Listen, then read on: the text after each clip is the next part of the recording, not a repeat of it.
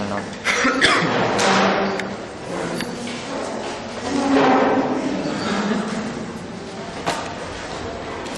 buenas tardes. Como de costumbre, para mí es un placer volver acá a la Universidad de La Plata, a la Facultad de Psicología. Ya el año pasado tuve la oportunidad de venir con Alejandro, hicimos una charla en este mismo marco. Y bueno, particularmente placentero ver que han cambiado las condiciones edilicias. Es raro para mí ver la Facultad de Psicología ubicada en un lugar tan distinto del que yo conocí, o que yo estudié, donde me tocó enseñar. ¿Se escucha bien? ¿Hablo más fuerte o pongo el micrófono más cerca? ¿Sí? Más fuerte. Bien, cualquier cosa que me señales, sí. Bien, bueno, decía que en resumen que es un placer para mí estar acá hoy. Y como bien decía el compañero que me presentó, la idea es hablar de la salud mental, por un lado como campo de luchas, por otro lado como objeto de historia. Claramente a mí me toca el costado de la salud mental como objeto de la historia. Así que la idea es hacer una breve introducción. Voy a tratar de que sea breve, pero es difícil. Como para que después Alejandro Weiner pueda hablar más bien de la actualidad de las luchas en el campo de la salud mental. Yo voy a hacer una introducción más bien de la historia de la salud mental como movimiento. No sé en qué tramo de la carrera están, los que ya cursaron Corrientes han visto algo de eso en la materia, pero bueno, quizás para ellos sea un poco repetitivo porque han visto algo sobre la historia de la salud mental. Pero bueno, no lo puedo dar por prescrito porque sé que hay alumnos también de otros años, así que corro el riesgo de repetir algunas cosas que ya saben, que ya han leído. De todos modos, bueno, voy a tratar de hacerlo un poco por arriba como para llegar a cuestiones históricas que después sirvan para apuntalar un debate y un diálogo con ustedes.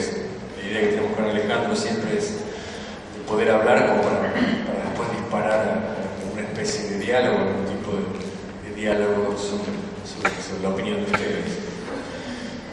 En primer lugar, yo hablaba de la salud mental como movimiento, porque la salud mental, si algo queda claro, es que es un concepto muy poco claro. ¿Cuáles son los límites de la salud mental? ¿A qué nos referimos cuando hablamos de salud mental?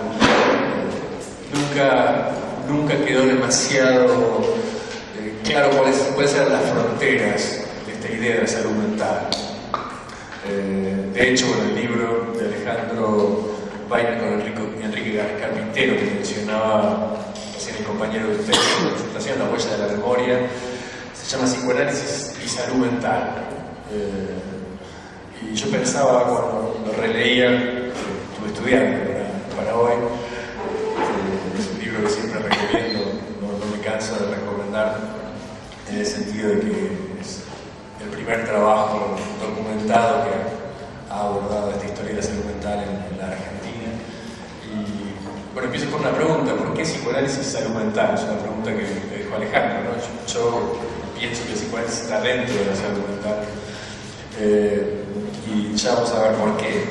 Pero en todo caso, si algo queda claro en este sentido, es que la confusión está clarísima en lo que respecta a la salud mental.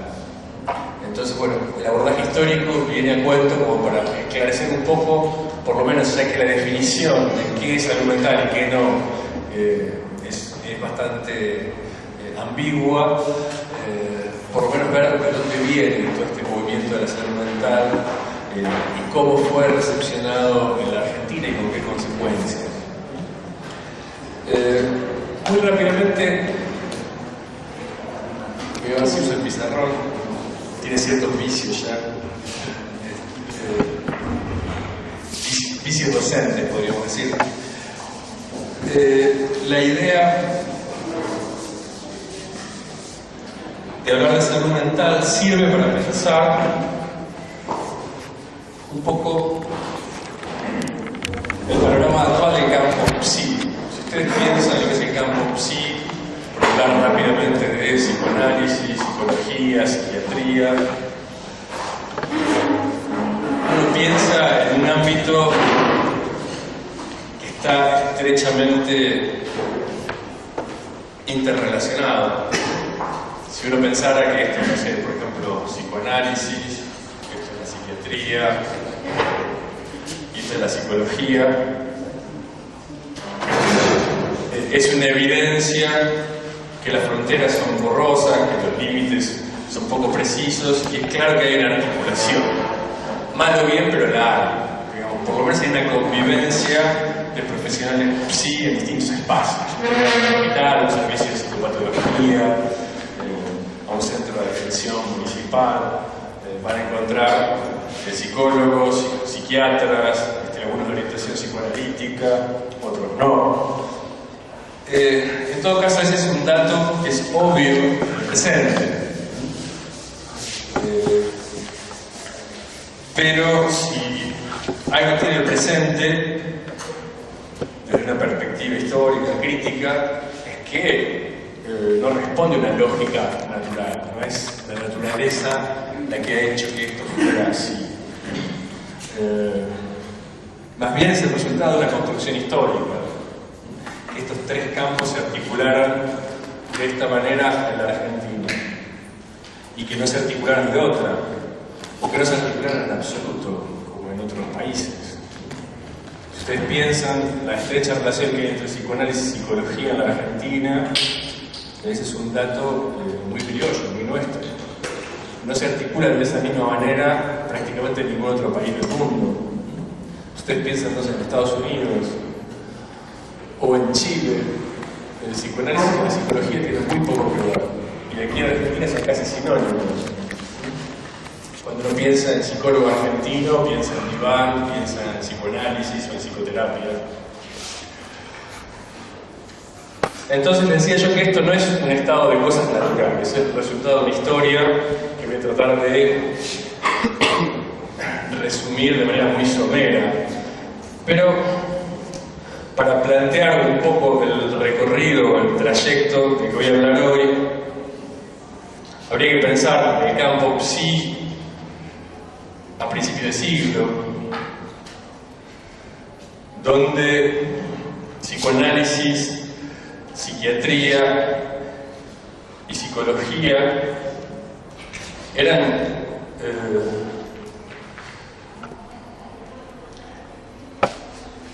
áreas o zonas de problemas completamente autónomas, diferenciadas.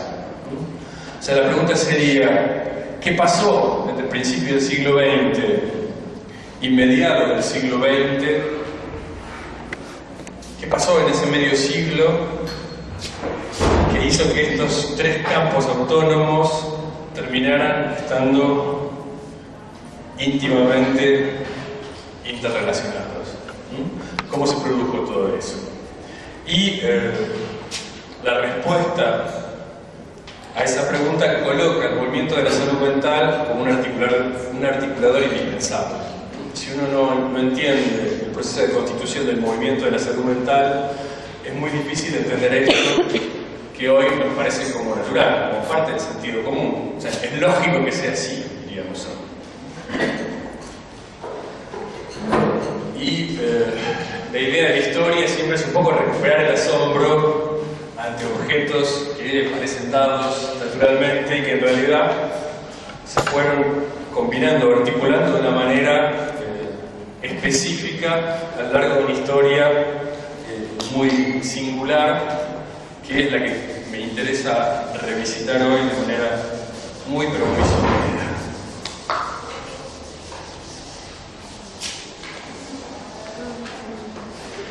Bien, vuelvo entonces a hablar del movimiento de la salud mental. Una cuestión que es clara, que el movimiento de la salud mental es heredero, en cierta medida, es heredero del movimiento de la higiene mental de principios del siglo XX. Como siempre que hay un movimiento que hereda a otro, hay continuidades y rupturas. generalmente se marcan más bien las rupturas entre el movimiento de la higiene mental y de la salud mental, pero hay que recordar que también hay continuidades. Si uno piensa en el movimiento de la higiene mental, hay que pensar en el principio del siglo XX, sobre todo a partir de fines de la primera década del siglo XX y sobre todo a partir de fines de la Primera Guerra Mundial en Estados Unidos, en Inglaterra, en Francia, en Europa en general, toda una preocupación por la reforma de las instituciones vinculadas con la enfermedad mental, por decirlo en términos bien genéricos. Una preocupación por vincular el tratamiento de las enfermedades mentales a condiciones que fueran más allá del paradigma que ya en ese momento estaba completamente en desuso, que era el de la herencia y la degeneración. Como que una vez que había caído ese principio explicativo que se utilizaba para usos muy diferentes en el siglo XIX, un principio de explicación claramente naturalista, revolucionista de la enfermedad, una vez que esa teoría había sido refutada, que las enfermedades mentales comenzaban a ser pensadas ya no en términos de la fijeza que implica la herencia, sino en términos de la relación con un medio ambiente, aunque no sea un medio ambiente natural. Había que empezar a pensar de otra manera la locura, pero también enfermedades que no llegaban hasta ese grado de complejidad. Empezar a pensar la enfermedad mental en términos de grados y ya no de entidades mórbidas de tipo blanco-negro. Tiene la locura como una herencia mórbida, como un estigma que le viene de 3 generaciones de antepasados. Bueno, será algo, una mochila difícil, una hipoteca difícil de levantar, una mochila muy pesada. Una vez que cae ese paradigma de la heredodegeneración, la locura empieza a ser puesta en relación con otro tipo de padecimientos como las neurosis. Es el florecimiento de las psicoterapias a principios del siglo XX, el psicoanálisis, pero también otras, vinculadas con el psicoanálisis, también el análisis psicológico de Janet, otro tipo de psicoterapias que empezaban a pensar en la posibilidad de curar la enfermedad mental. Porque si la enfermedad mental era hereditaria, obedecía a un determinismo absoluto, no se podía hacer otra cosa más que paliar. En la medida que se empieza a conceptualizar la enfermedad mental de otra manera, más vinculada con las condiciones de vida, con las condiciones medioambientales, se puede pensar en reformular, incluso en reformar todos los dispositivos destinados a la atención de los pacientes, ya sea locos o no locos. En ese sentido, el movimiento de la higiene mental fue un movimiento progresista en su momento, ¿no? Si lo medimos con los patrones de hoy nos va a parecer retrógrado, pero si nos situamos en ese momento donde el asilo era básicamente la sede de trabajo de los alienistas, de los psiquiatras, y donde la locura solo se trataba con la reclusión y bueno, hidroterapia, tratamiento moral. Ustedes han visto algo de Pinel probablemente, están más avanzados en la carrera, pero básicamente la enfermedad mental era considerada como incurable. Y bueno, el movimiento de la higiene mental respecto de esto pudo resituar la enfermedad respecto de, insisto, condiciones que iban más allá de la herencia, que ligaban, volvían a vincular la enfermedad con un cierto medio ambiente vital. De esa época viene la frase que en realidad, bueno, el antiguo poeta latino, pero esa idea de mens sana in corpore sano. Para tener una mente sana hay que tener un cuerpo sano, hay que alimentarse bien, hay que dormir bien, hay que pensar en las condiciones de habitación, evitar el hacinamiento, evitar todo tipo de agentes patógenos que puedan tener que ver con ese medio ambiente, pero siempre pensado en términos naturales. Dentro de ese movimiento de la higiene mental, uno puede escribir muy fácilmente lo que era en aquella época las campañas de lucha contra las enfermedades infecciosas como la tuberculosis. Se pensaba la prevención, incluso bueno, el mejoramiento de la salud mental con ese paradigma de las enfermedades infecciosas. O sea, lo que sirve para prevenir las enfermedades infecciosas también va a servir para prevenir las enfermedades mentales. Insisto, ambientes aireados, buena alimentación, el sueño, el reposo, como algo fundamental. Estos eran básicamente los principios rectores de lo que fue la higiene mental, que también se articulaba con la eugenesia, es decir, la idea del mejoramiento de la raza. O sea, en ese movimiento convivían todo tipo de personajes de los más disímiles, ¿no? También, o sea, tampoco faltaron cruces de la higiene mental con medidas más vinculadas a la eugenesia mucho más radicalizadas. Por ejemplo, en Estados Unidos en los años 20, en varios estados se aprobaron leyes que implicaban la esterilización de los débiles mentales, cuestiones realmente que hoy consideraríamos como mucho más que retrógradas. Pero ese tipo de personajes que propugnaban ese tipo de medidas convivían con las figuras más progresistas de esa época.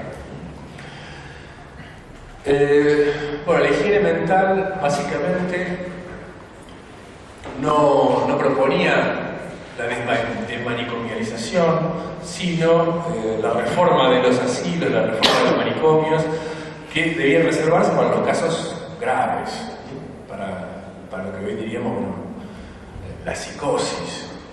Pero para el resto de afecciones mentales, enfermedades mentales más leves, para la neurosis, se empezó a promover el tratamiento ambulatorio, es decir, no la internación, sino el tratamiento de servicios de psicopatología que empezaron a ser creados en hospitales públicos recién en esa época. Porque en ese momento se le empezó a quitar al psiquiatra el monopolio de la atención de la enfermedad mental en el seno del asilo. Como que tanto el psiquiatra como la locura o la enfermedad mental empezaban a salir del asilo. Los psiquiatras porque empezaban a atender por fuera del manicomio, que era su sede natural, su sede tradicional en el siglo XIX. Pero al mismo tiempo los locos empezaban a, si no estaban tan locos, por lo menos tenían la chance de no ser internados y quedar ahí recluidos durante décadas. O sea, en ese sentido, un movimiento que implicó un cambio importante en la atención en salud mental.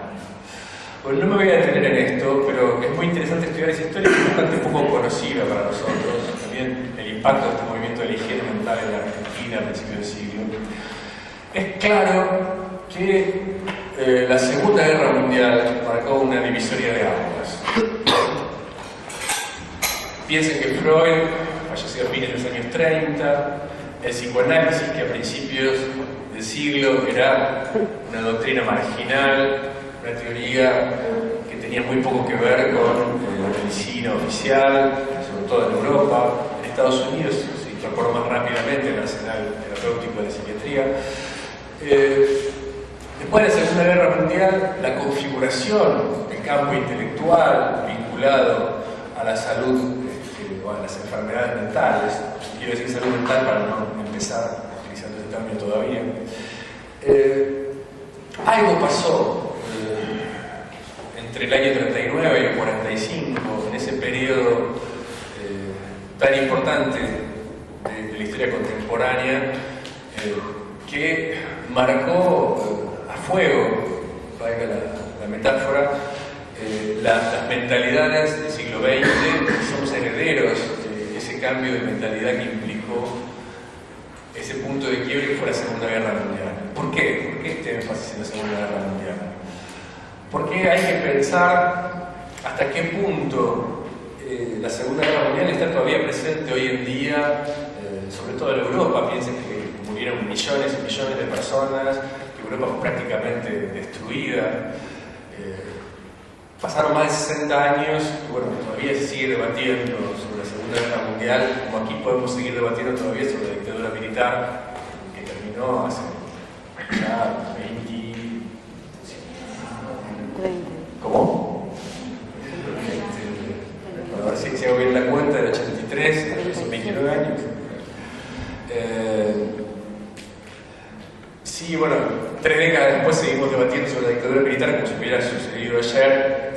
Imagínense en Europa el peso de la Segunda Guerra Mundial. Y sobre todo en Europa, digo, porque en Estados Unidos, o sea, los norteamericanos tuvieron la posibilidad de pelear 2 guerras mundiales sin que se tirara una sola bomba en su territorio. Salvo por Pearl Harbor, los norteamericanos pelearon las guerras mundiales fuera de su territorio. En Europa implicó una devastación muy concreta. No eran solamente los soldados que morían, sino las ciudades que quedaban destruidas, ciudades, en algunos casos, centenarias. Piensen que después de Hiroshima y Nagasaki, después de las 2 bombas atómicas, después del horror del Holocausto, después de que todo eso se supiera y se hiciera carne en la historia individual de los hombres y mujeres de esa época, era indispensable, era fundamental, era urgente repensar los fundamentos de la vida en comunidad. O sea, volver a pensar la sociedad tal y como había estado organizada hasta ese momento. Así como en Argentina, después de la dictadura, se habló del nunca más. Nunca más este horror. O sea, algo tenemos que hacer para que esto no pueda reproducirse. Bueno, en Europa, esa idea del nunca más, muy patente, ese clima de ideas, después del año 45. O sea, ¿qué hizo mal nuestra civilización que nos condujo a matarnos los unos a los otros y a morir por millones? Es muy claro, siendo que los debates de esa época, que se trata de teorizar y de detectar qué fue lo que pasó ahí. ¿Cómo fue posible que Hitler fuera elegido democráticamente, con el apoyo de la mayoría de la población? ¿Cómo fue posible que fuera seguido por las masas? ¿Cómo funcionaba esa autoridad? ¿Cómo teorizar esa dominación consentida? Y ahí ustedes, bueno, van a ver todo tipo de experiencias, tanto de psicología social, ustedes deben conocer los experimentos de Milgram, respecto de la obediencia, pero también, bueno, las teorías de Erich Fromm, el miedo a la libertad, pensando el problema del autoritarismo y pensando cómo era posible que la gente siguiera a este tipo de líderes autoritarios. Por supuesto que esto en Argentina era de otra forma, ¿no? O sea, después del año 55, 10 años después de la caída de Perón, estaba la tentación de comparar a Perón con los líderes del fascismo italiano o del franquismo, como si fueran sinónimos. Es algo que para ustedes es obvio que cuestionable, fácilmente explicable, pero en esa época la recepción de todas estas teorías que habían servido para pensar el fenómeno del nazismo, del fascismo, fueron después utilizadas de manera un poco simplista para pensar el peronismo. Ya vamos a llegar a eso. Lo que les quería decir es, como pensando en el contexto de época, es insistiendo en esta idea del nunca más la guerra, nunca más todas estas condiciones que llevaron a la guerra. Y lo que uno ve, explorando un poco las fuentes y los debates de la época, es que de golpe había que repensar tanto el rol de la psiquiatría como de la psicología, y sobre todo a la luz de las enseñanzas de la guerra. Recursaron corrientes actuales, bueno, ya vieron algo de eso. ¿En qué medida la Segunda Guerra Mundial, a nivel de la organización de los ejércitos, había implicado la utilización de todo un conjunto de técnicas que seguían a determinadas ramas de la psicología social, como podía ser las teorías del grupo de Lewin, teorizadas en Estados Unidos, pero también las teorías de Bion, más vinculadas al psicoanálisis kleiniano en Inglaterra. Cómo todo ese tipo de teorías habían puesto de relieve el problema de los grupos.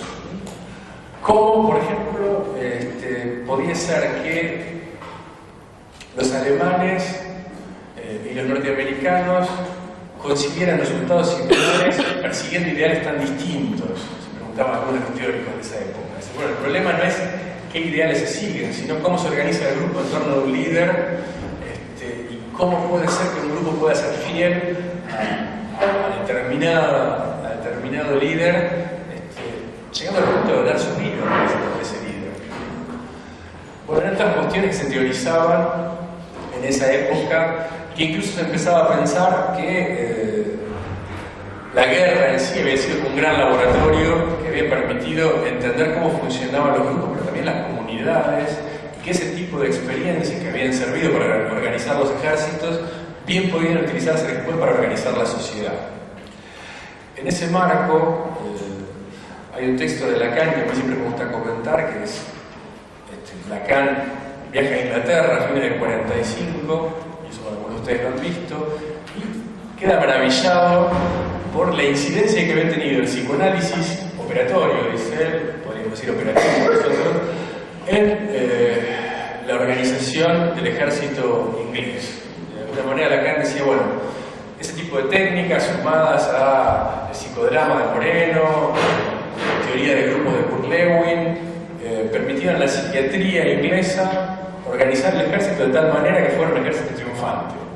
Mientras que en Francia nos abstuvimos de todo ese tipo de utilizaciones de la psicología y el psicoanálisis, y así no fue. Eso decía Lacan. En el año 47, el año 46 en realidad la conferencia. Pero me interesa marcar cómo en ese momento, del 45, por un lado, todo lo que venía de Estados Unidos y de Inglaterra era de alguna manera idealizado, eran las potencias triunfantes.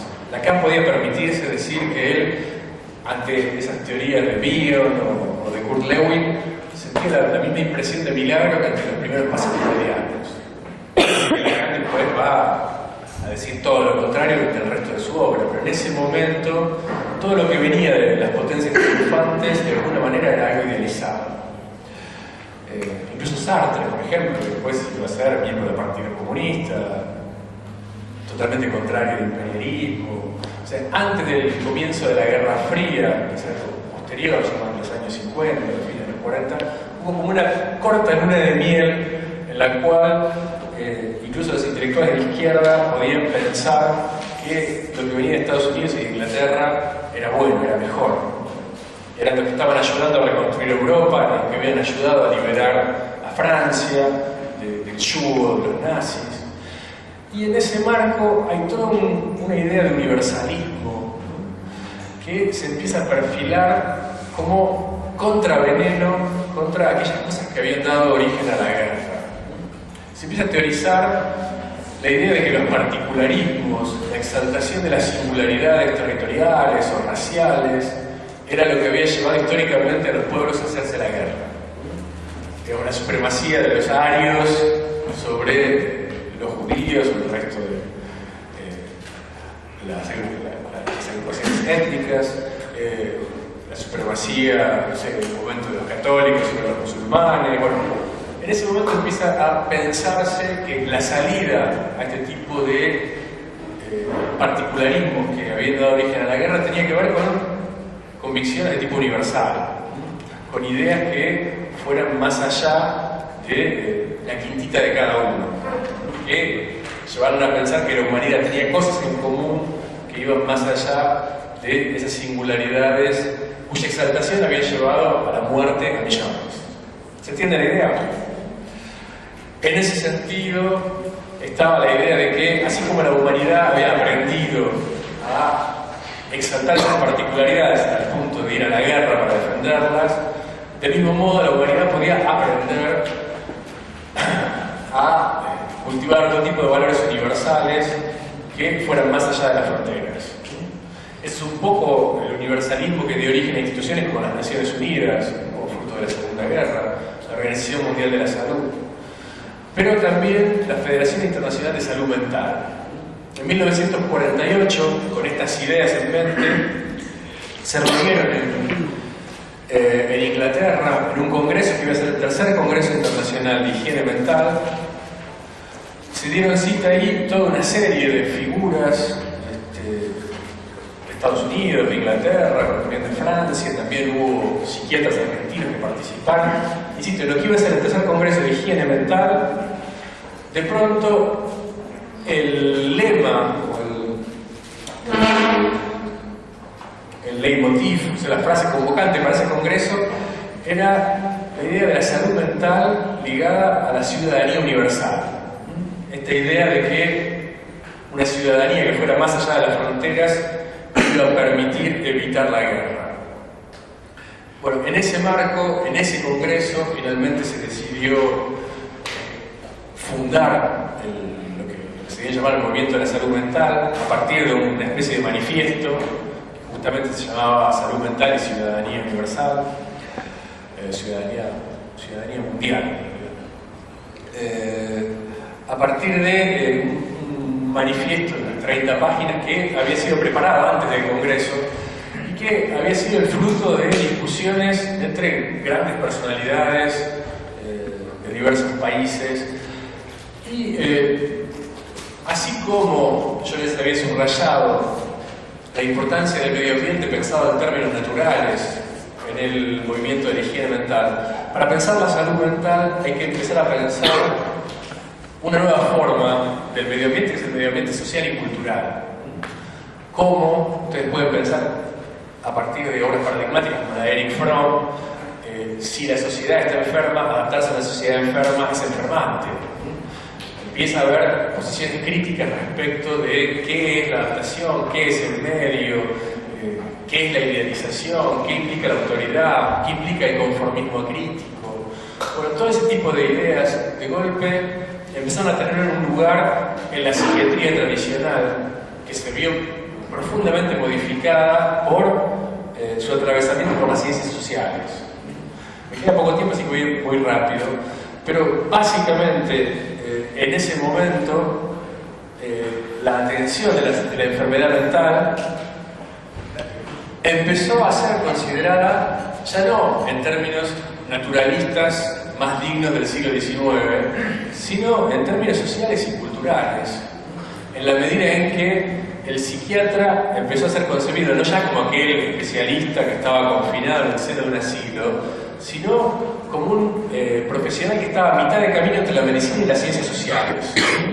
Todos los discursos de esa época confluían en ese sentido. El psiquiatra ya no podía ser pensado como alguien que atendía locos nada más, sino que el rol del psiquiatra empezó a ser pensado en relación con abordajes interdisciplinarios que forzosamente incluían a la sociología, a la antropología social y cultural, teorías que ustedes vieron en la antropología, la idea del relativismo cultural, son teorías que se expanden en esa época.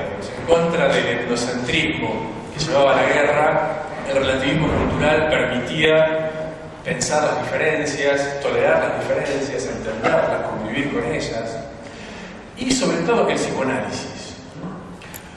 Piensen que en esta idea de cambio, en esta idea de que ya las cosas no están determinadas de antemano ni por la herencia, ni por la raza, ni por lo que sea, el cambio no es solo una posibilidad, sino que es algo inevitable. El cambio pasa a formar parte, o pasa a estar en el centro de la escena. Y al mismo tiempo, como caen los determinismos, el problema de la libertad también empieza a ocupar el centro de la escena. Entonces, cambio y libertad van a ser como dos operadores conceptuales fundamentales para entender este surgimiento de los discursos de la salud mental, en los cuales medicina, psicoanálisis, ciencias sociales van a estar estrechamente vinculados y va a empezar a pensarse el trabajo en equipo como algo indispensable para poder curar a la salud mental, para poder curar la enfermedad, para poder de alguna manera dar respuesta a los problemas de la salud mental de manera integral. Esta idea de abordajes totalizadores que consideran al hombre no solo en su dimensión natural, sino también en su ser cultural, social, comunitario. Todo eso surge, o podemos fechar ese nacimiento en el fin de la Segunda Guerra Mundial y en esa necesidad de despegarse de los horrores del pasado. ¿Se entiende la idea? Pero muy rápidamente, y en 2 minutos, porque si no, no va a quedar tiempo, quería decir que todo ese tipo de concepciones sobre la salud mental que trabajaron en ese momento fueron recepcionadas en Argentina recién a partir del año 55, ¿no? Después de la caída de Perón, hubo una renovación social y cultural vertiginosa. Esto habría que matizarlo, porque hay que pensar que también fue en el marco de una dictadura, después viene un gobierno democrático, después otra dictadura, pero bueno, eran regímenes bastante diferentes de la dictadura que vivimos entre el 76 y el 83. O sea, había márgenes de libertad bastante mayores todavía en esa época, particularmente en la universidad, ¿no? Generalmente se habla de la edad de oro de la universidad reformista entre el año 55 y el 66, el golpe de Estado de Almería. Pero algo que me parece que es importante subrayar, tanto en ese momento fundacional de Europa, en el 48, como en Argentina después del 55, es la incidencia de una dimensión política, de una voluntad política de intervenir en la escena social.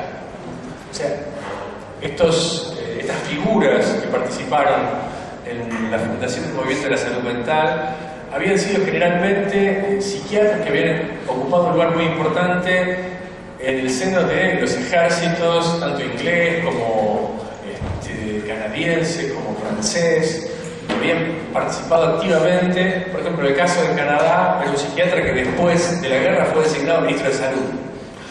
Y este ministro de Salud fue conocido porque en su voluntad de ultranza de eliminar todos los particularismos había llegado hasta la idea de decir que había que eliminar a Papá Noel porque era una creencia que dividía a los pueblos, había algunos que creían en Papá Noel y otros que no.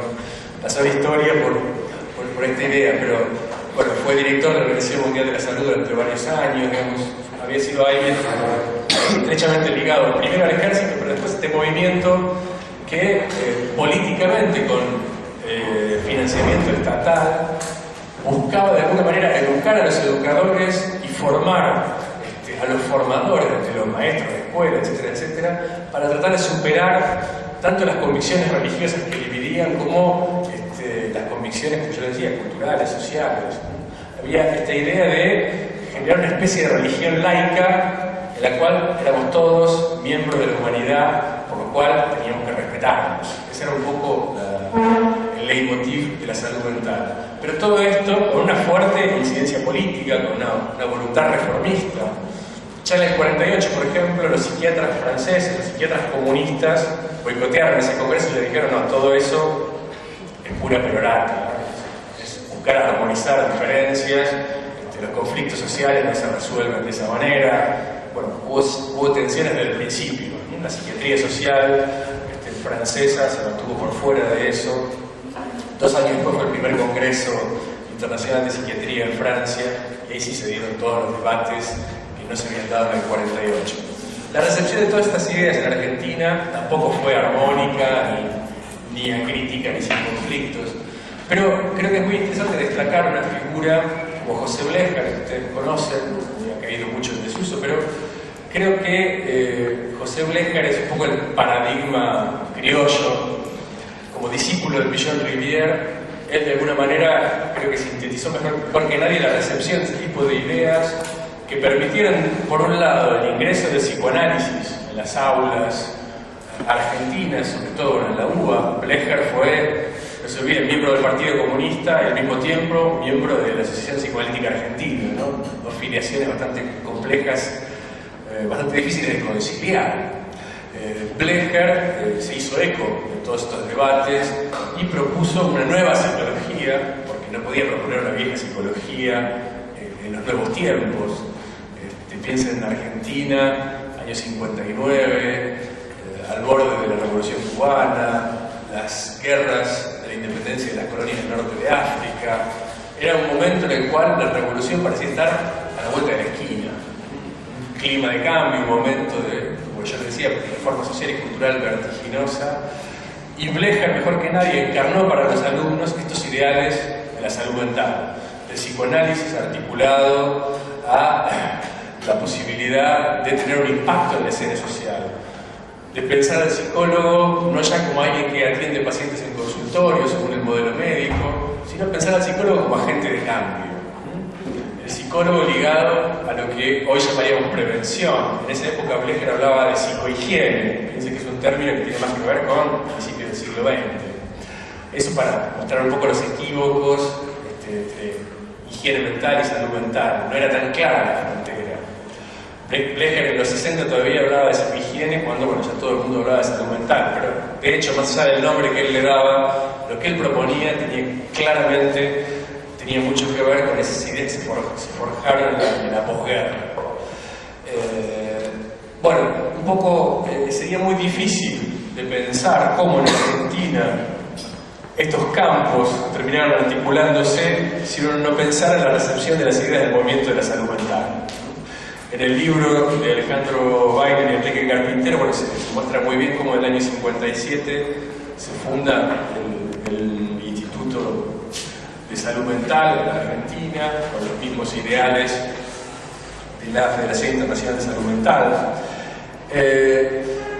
La primera residencia psiquiátrica con becarios que se formaban ese tipo de ideas, donde se formaban con personajes ligados a este reformismo, a este progresismo intelectual que pensaba la enfermedad en otros términos.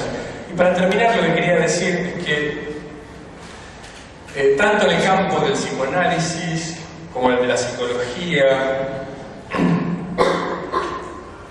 como en el de la psiquiatría, en realidad estoy marcando en otro orden, tenemos a la psiquiatría y a la psicología, esta integración que yo les mostré en la foto más vinculada a la actualidad no fue total. Digamos que había divisiones. Por ejemplo, en el campo de la psiquiatría estaban los psiquiatras reformistas que querían ir más allá del asilo, que estaban dispuestos a renunciar a sus prerrogativas como amos y señores del asilo para trabajar en equipo junto a sociólogos, psicólogos y otros trabajadores de la salud mental. Entonces tenían por un lado psiquiatras reformistas que se oponían a los psiquiatras que seguían considerando la enfermedad en términos de las ciencias naturales, los psiquiatras organicistas, biologicistas. Pero lo mismo pasaba en el campo del psicoanálisis. Tenemos los primeros, los jerarcas, los fundadores de la Asociación Psicoanalítica, que todavía en el año 56-57 seguían pensando que el ejercicio de psicoanálisis por parte de los no médicos tenía que ser pasible de sanción penal. Eso propusieron Garma y Carcamo en un congreso latinoamericano de psicoanálisis en el año 56. Y dicen que para ellos los psicólogos no tenían nada que ver con ese asunto de atender pacientes en consultorio. De hecho, la APA no aceptó psicólogos hasta el retorno de la democracia en los años 80. ¿Cómo? Después de que hubo una ley que lo autorizaba a nivel nacional. Entonces, dentro del campo psicoanalítico tenemos a los psicoanalistas quienes ortodoxos o los más elitistas, pero también tenemos todo un sector, todo un grupo de psicoanalistas que, siguiendo a Pillon Rivière, fue una figura clave, que ha sido uno de los fundadores de la Asociación Psicoanalítica, se hicieron eco de este tipo de ideas, trataron de apropiarse de la escena pública. Ustedes conocen o oyeron hablar probablemente de la experiencia de Rosario, esta idea de Pillon de utilizar los grupos operativos también para repensar no solo la práctica clínica, sino también para repensar la sociedad. Y bueno, estos discípulos de Pillon, entre los cuales estaban Armando Bauleo, Fernando Ulloa, el más célebre o el que más influencia tuvo en la carrera de psicología, claramente fue Pleja. Entonces también tenemos psicoanalistas, por decirlo de alguna manera, no ortodoxos o progresistas. Y en las carreras de psicología tenemos también una división. Tenemos a los fundadores de las carreras, básicamente la mayoría de los fundadores aquí en La Plata, Fernando Monasterio, claramente. Ella lo último que quería era que los psicólogos se dedicaran a la psicoterapia o al psicoanálisis. Ella quería que fueran científicos experimentales, que hicieran otro tipo de prácticas que no tuvieran que ver con lo que ella consideraba todavía como algo que era una prerrogativa de los médicos. Pero no era la única. O sea, la mayoría de los fundadores pensaba que los psicólogos no tenían que dedicarse a las psicoterapias. Sin embargo, había otros profesores como Bernstein, Butelman, o sea, los fundadores de Editorial Paidós, que tenían sí una clara concepción de que el psicólogo podía y debía ejercer la psicología clínica, que estaba capacitado para hacerlo. Hubo grandes debates en esa época. Para algunos el psicólogo tenía que ser un auxiliar del psiquiatra, un mero testista, ¿no? Tenía que aportarle toda la información al psiquiatra para que condujera el tratamiento, y era algo así como puede ser un radiólogo respecto del médico clínico, alguien que aportaba datos. Y ahora sí, para terminar, o sea, lo que hubo claramente en ese momento fue una alianza entre los psicoanalistas no ortodoxos, algunos de los cuales eran a la vez psiquiatras reformistas, y si no lo eran, bueno, se aliaban con los psiquiatras reformistas, como por ejemplo Guillermo Vidal, el fundador de la revista Acta Psiquiátrica, pero también varios otros psiquiatras que empezaban a pensar en los términos interdisciplinarios de la salud mental, y se aliaron también con los profesores de psicología que pensaban al psicólogo integrado en este nuevo panorama. Y casualmente, bueno, todos los demás que tendían a pensar la enfermedad en términos más ligados al naturalismo del siglo XIX, del principio del siglo XX, el psicólogo más vinculado a la experimentación, a las ciencias naturales, o al paradigma más científico vinculado a los tests de inteligencia, no ya los test proyectivos, porque estos ya tenían una vinculación con el psicoanálisis, entonces dejaba de ser científico. Bueno, todos esos grupos también operaban a tal punto que tuvo el proyecto de crear las carreras de psicología en el seno de las facultades de medicina. Se terminó imponiendo el proyecto que yo les mencionaba como mejor representado por Lejas, que articulaba estos ideales de cambio social a teorías vinculadas a una matriz fenomenológico existencial, un claro compromiso político, pero también la utilización del psicoanálisis, y al mismo tiempo, y ahora sí termino con esta frase, creo que hay dos ideas fuerza de los años 60 que marcaron a fuego a esos primeros psicólogos, a esas primeras instituciones donde se hizo realidad esta idea de la salud mental. Pienso en el servicio de psicopatología del Hospital Lanús, donde empezaron a trabajar algunas de las primeras psicólogas graduadas, algunas aquí en La Plata. Hay dos frases que creo que resumen bien esta idea. Por un lado, en esa época nada podía pensarse sin el psicoanálisis. Es algo similar a lo que pasa hoy en día. Pero al mismo tiempo, nada podía ser pensado solamente a partir del psicoanálisis. Y creo que eso es muy diferente de lo que pasa hoy en día.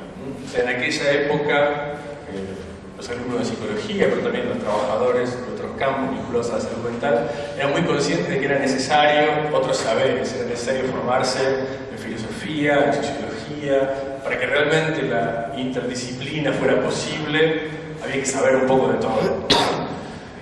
Hoy diríamos que eso era eclecticismo. En aquella época creo que la única ortodoxia aceptable era la no ortodoxia. Y creo que en ese sentido hay muchas diferencias entre el presente y aquel pasado. Bueno, dejo acá y le doy para Alejandro.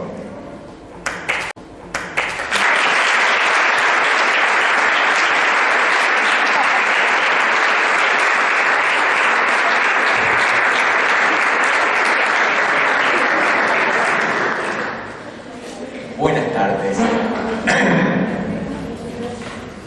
Bien.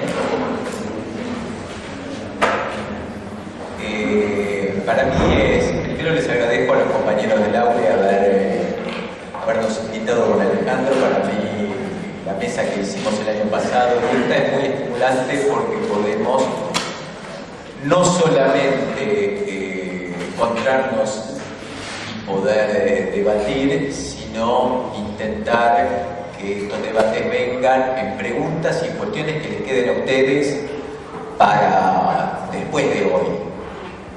Esto lo charlamos con Alejandro, nuestra idea es que esto sea, si pudiéramos llegar a alguna semillita en algunos de ustedes para provocar algunas ideas, cambios, experiencias, sería lo más deseable de este espacio.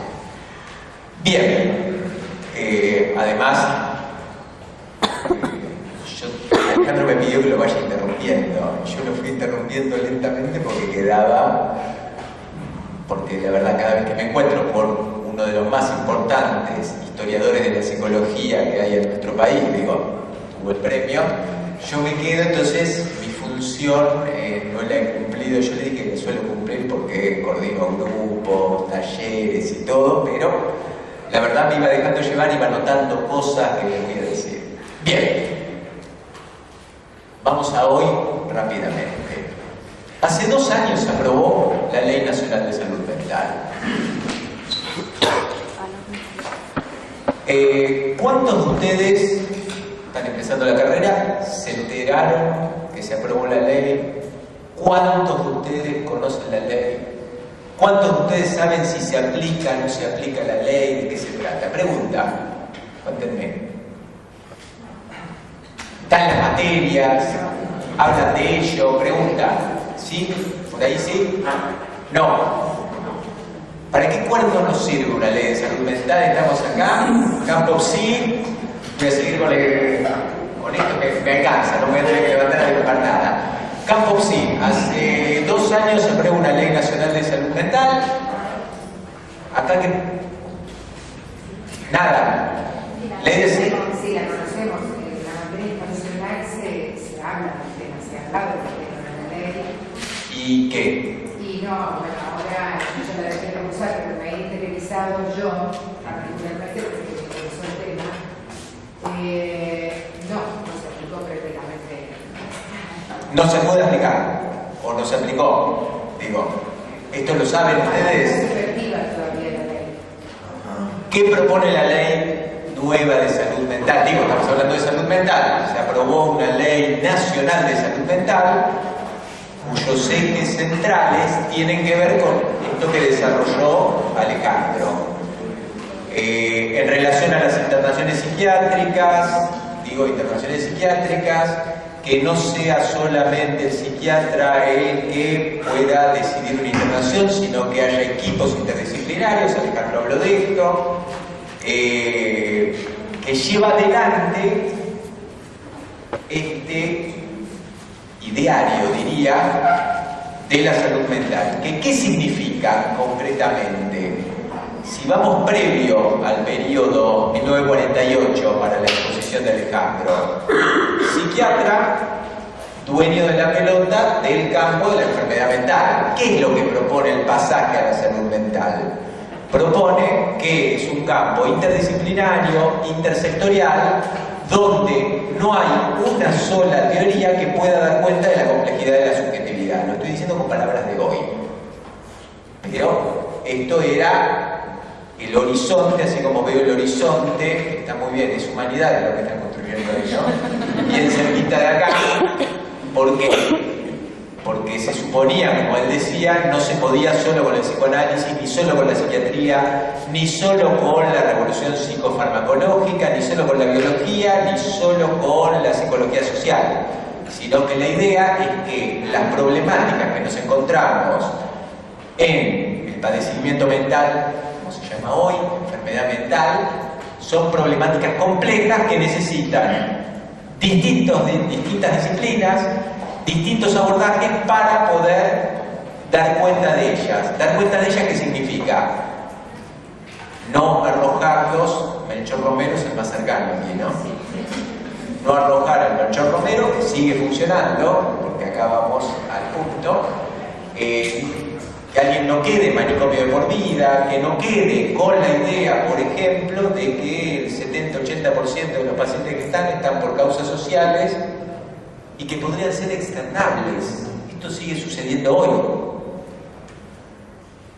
Entonces, ustedes no se enteraron, o prácticamente no se discute qué implica la ley de salud mental, qué implica para todos ustedes, digo, para todos nosotros, así como la ley del psicólogo permitió, entre unas tantas cosas, la posibilidad de que alguien pueda entrar en la asociación psicoanalítica, pero permitió ejercer fuera de la clandestinidad la clínica, las psicoterapias y el psicoanálisis.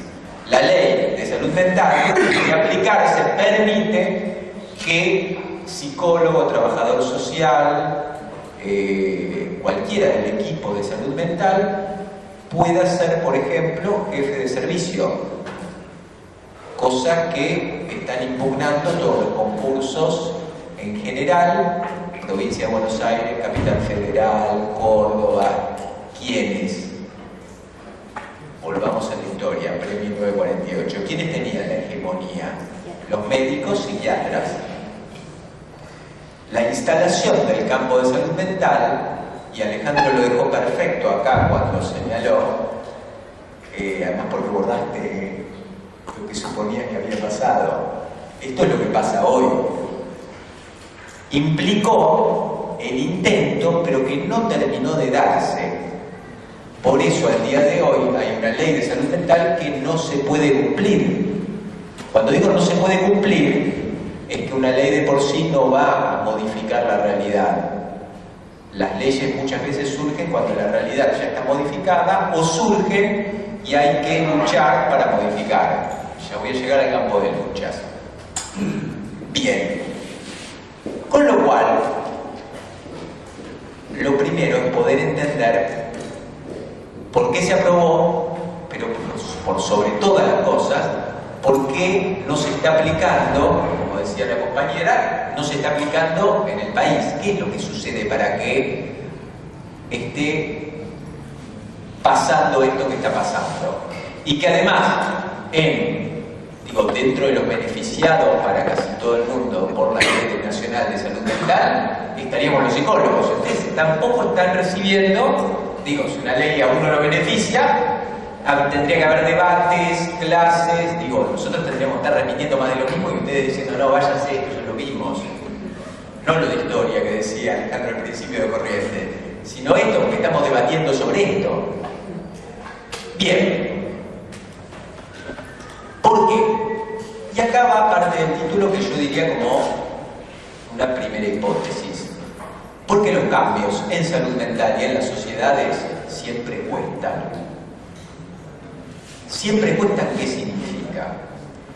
Este cambio que se inició en 1948 se inició en un contexto que Alejandro describió bastante bien. Yo voy a completar con una cosita más que me parece fundamental para poder entender qué pasa hoy. Post Segunda Guerra Mundial se terminó y se instaló la fase del capitalismo llamada estado de bienestar, medio específicamente, estado social, que fue la matriz, y es la matriz, que permitió el surgimiento del campo de salud mental.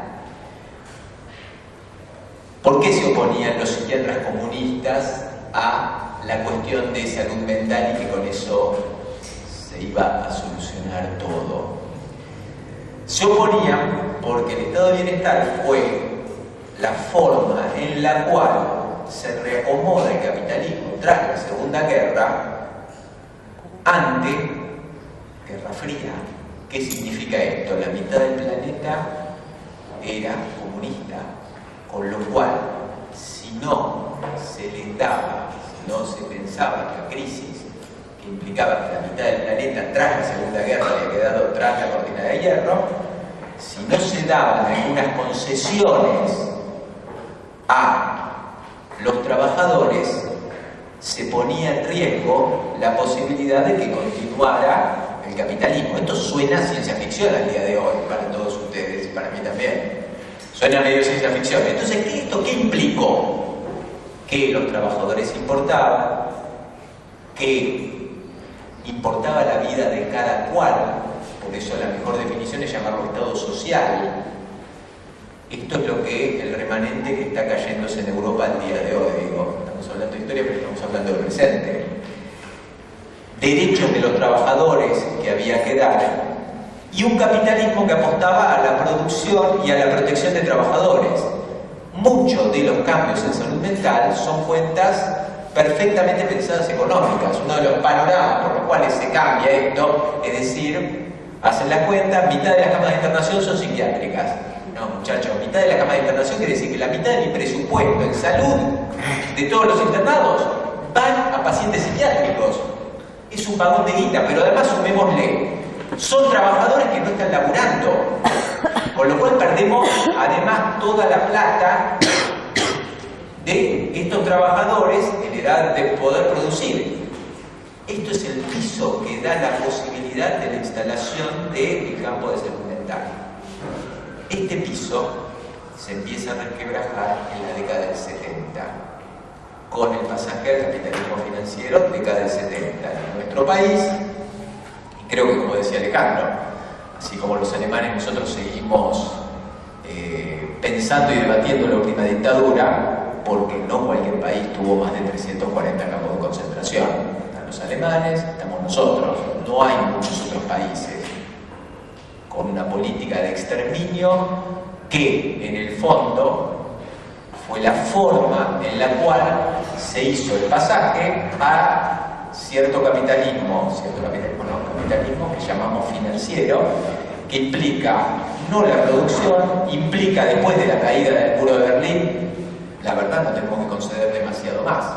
Lo único que hay que hacer es nada de las 8 horas, de lo que costó sangre, si guardeo sangre pensando en el 1 de mayo, poder conseguir por parte de los trabajadores, esto no. ¿Esto cómo impacta en el campo de salud mental? Porque si digo que fue el piso, esto resquebraja el piso en la idea de equipos interdisciplinarios, la idea de... Alejandro lo dijo muy bien, la idea de ir más allá de la quintita de cada uno y resquebraja la idea de un campo de salud mental donde cada una de las profesiones trabaje en pro de ver, bueno, tenemos que externar a pacientes, tenemos que ver cómo eliminamos manicomios, y si se eliminan manicomios, se eliminan, en muchos casos ha sucedido, al estilo Ronald Reagan, cuando fue gobernador de California, que cerramos el manicomio, al estilo Macri en Ciudad de Buenos Aires, el proyecto, cerramos manicomio a la calle y bajamos gastos. Creo que esto es fundamental para entender qué sucede hoy, porque a la vez lo que se dio es cierta medicalización del padecimiento subjetivo. Esto vino de la mano. Volver a la quintita propia y la medicalización del padecimiento subjetivo. ¿Qué significa? Una pastillita para los problemas. Esto en todo el mundo desde los 90, que tiene poco que ver lo que sucedió en los 60 y todo lo que se escribía sobre psicofarmacología en los 60, donde le decía, como decía Pillon Rivière, fantástico los psicofármacos porque me permiten trabajar con pacientes que si no, catatónicos, yo no podía trabajar. Entonces, fantástico la revolución farmacológica, ahí una idea de trabajo en equipo interdisciplinario, que es muy distinto de pensar al paciente lo único que tenemos que hacer es internarnos para darle la última droga antipsicótica descubierta por el laboratorio que tiene la patente y que por supuesto hay que comprarle la droga al laboratorio. Bien, esto ha sucedido en toda la sociedad y esto ha llevado que al día de hoy, no sé si esto lo conocen, yo lo suelo llamar contrarreforma psiquiátrica, digo, para diferenciarlo de la reforma psiquiátrica de la cual hablaba Alejandro. Las asociaciones médicas y psiquiátricas son quienes más se oponen a la Ley Nacional de Salud Mental, no sé si lo sabían, pero son quienes se están oponiendo y se oponen mediante recursos de amparo, lo que fuera. Hay concursos para un lugar, se pretende un psicólogo, no. Se presenta un trabajador social, no. Usan todos los mecanismos legales porque dicen que la ley no se puede aplicar. En realidad, lo que se pretende es volver a pre-1948. Esto es lo que se pretende, que sean médicos dueños de la hegemonía. Y psicólogos, como decía la ley que regía la psicología, éramos auxiliares de la medicina. Esta es la pretensión. Todo esto lleva a que les decía que los cambios en salud mental cuestan. Los cambios en salud mental dependen de contextos que nos atraviesan. Por eso está bárbaro la humanidades ahí. Está bárbaro que Alejandro decía, yo le agregaría que el campo de salud mental sería como todo este pizarrón. Yo agregaría en todo el marco por fuera, él puso campo psi ahí, no sé si lo puso a propósito, pero lo voy a utilizar. Yo diría que el campo de salud mental es como todo el pizarrón e incluiría las ciencias sociales, entre ellas sociología, antropología, incluiría un montón de saberes para entender salud y padecimiento mental. Bien, si los cambios en salud mental cuestan, los cambios, desde mi perspectiva, siguiendo, y ahora les voy a decir quién, solamente se dan, como en la sociedad para mí, a través de luchas. El nacimiento de salud mental, y Alejandro ahí sí lo describió fantásticamente, dividió por la mitad, desde el principio, que hubo luchas entre distintos sectores. ¿Por qué? Por apropiaciones del nuevo campo o por querer que no fuera, con todos los tenores, donde podíamos encontrar a alguien que parecía progre como Gregorio Berman, por ejemplo, pero que se oponía absolutamente a que un psicólogo hiciera ninguna psicoterapia. ¿Por qué? Porque no había estudiado todas las materias de medicina. Entonces podía hacer daño a los pacientes. Y Gregorio Berman era Partido Comunista y era de los más propulsores de la cuestión de salud mental. Tiene un libro que se fue a China, tiene un libro de salud mental en China de fines de los 60, principios de los 70. Bien, y ahora sí les digo de quién tomó esta idea, que es la idea que voy a desarrollar un poquito más y que me parece importante. A ver si unas cuantas semillas florecen. La idea es de Franco Basaglia. Basaglia decía, ¿conocen Basaglia? ¿Han estudiado? Sí, veo cara que sí. Franco Basaglia. No. ¿Cómo más vale? ¿Me están diciendo que nada de Basaglia? Sí, institucional. Institucional, bueno. Franco Basaglia, psiquiatra italiano, dentro de quienes intentaron transformar el manicomio, él fue uno de los que más lejos llegó. Digo más lejos llegó porque cerró el manicomio en Trieste, manicomio que sigue cerrado. Tiene una cantidad de libros, pero Basaglia, en una de sus conferencias, un libro de las conferencias que dio en Brasil, Basaglia consigue no solamente el cierre del manicomio, después de varias luchas, digamos, estuvo en varios lugares de Italia y consiguió en Trieste, porque consiguió apoyos políticos, apoyo de sindicatos, apoyo de familiares de pacientes, apoyo de profesionales, y consigue cerrar el manicomio en Trieste.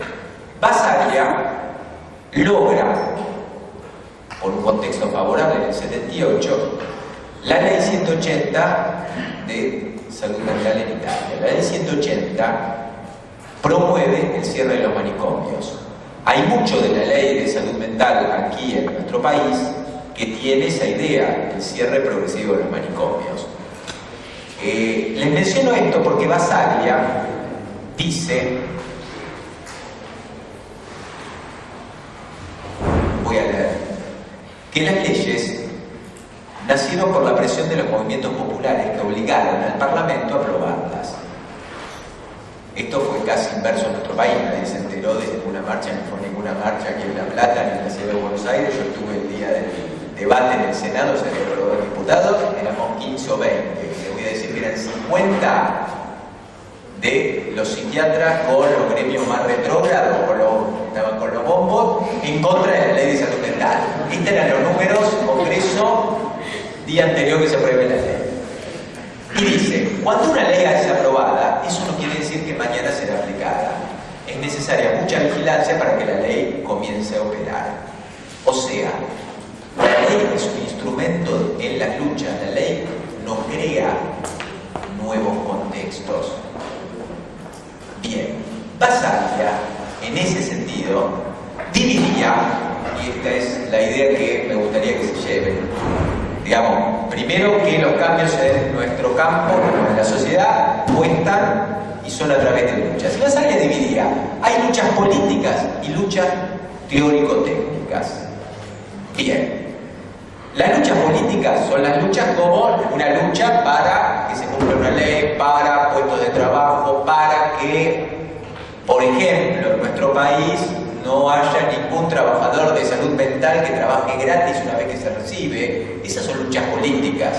Luchas políticas fueron la cantidad de luchas que hubo por marchas, por ejemplo, en el 84, 85, para que se logre la ley del psicólogo, marchas al Congreso, firmas solicitadas, lucha política. Bien. Estas son absolutamente necesarias. Si uno rastrea cualquier cambio, ve que hay una cantidad de luchas políticas que sostienen los cambios. pero por sí solas no alcanzan. También son necesarias luchas teórico-técnicas. ¿Qué son luchas teórico-técnicas? Voy a poner un ejemplo que a mí me llamó la atención en Basaglia. Las luchas se dan también a nivel de hegemonías conceptuales, herramientas de trabajo. Y aquí es necesario ver, por ejemplo, Ley del Psicólogo no fue solamente por luchas políticas. Hubo todo, algo que trabajamos hace un año, hubo todo un trabajo de legitimación del rol de psicólogo en la sociedad mediante publicaciones, mediante el armado de la Revista Argentina de Psicología, donde proponían hacer visible la necesidad de los psicólogos que contribuyeron. Con lo cual, las luchas teórico-técnicas son necesarias porque por ley podemos agarrar al día de hoy y decir se cierra el Melchor Romero dentro de un año. Pero eso no alcanza. Pueden decir hay presupuesto para que trabajen todos.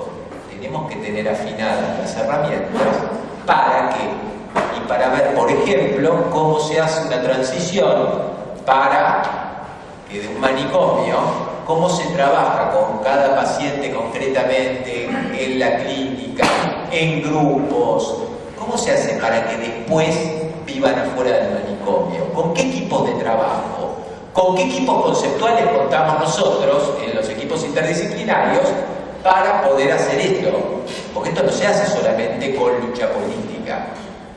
Y a mí, estoy viendo la hora, voy a ser muy breve con esto, después me preguntan. Una de las cosas, así como les dije que no hubo movilizaciones por las cuestiones de la ley de salud mental, una de las cosas más preocupantes es que dentro del campo de salud mental muchas veces la lucha teórico-técnica cae en un voluntarismo superyónico. Voy a decir, suena lindo. ¿Qué quiere decir esto? Que los pacientes afuera van a estar mejor porque van a estar mejor. Esto no se sostiene. No puedo sostener y no puedo presentarlo en un Ateneo, no puedo justificarlo teóricamente. ¿Por qué? Y porque simplemente es, no sé, soy buena persona. Eso es insostenible. Uno tiene que profundizar en qué dispositivos son necesarios, porque una ley puede decir, sí, hay que trabajar en equipos interdisciplinarios. Yo le decía a Alejandro, se nombraron en la ciudad de Buenos Aires para supuestamente cumplir la ley, guardias interdisciplinarias, trabajadores sociales, psicólogos, psiquiatras, en hospitales generales. Para cumplir con la ley, ¿por qué? Porque es necesario que firmen los tres. Es como decir, muchachos, cinturón de seguridad en todos los autos. ¿Alguien forma a esos psiquiatras, a esos psicólogos o a esos trabajadores sociales para que trabajen como equipo interdisciplinario? Además de poner la firma, porque si es poner la firma, la ley de salud mental es burocrática. Simplemente aumentó la burocracia. Para dar un alta se necesita un informe psicológico, un informe social, un informe de un psiquiatra. Esto poco tiene que ver con lo que habló Alejandro de salud mental, porque ¿qué es? Y finalmente se burocratiza, pero no se trabaja en equipo, aunque se diga en equipo. Digo esto porque además, no sé aquí, supongo que también, hay cierto fetichismo acerca del lenguaje. Cuando digo fetichismo es que se cree que por decir que el equipo interdisciplinario existe un equipo interdisciplinario porque es un fenómeno de discurso.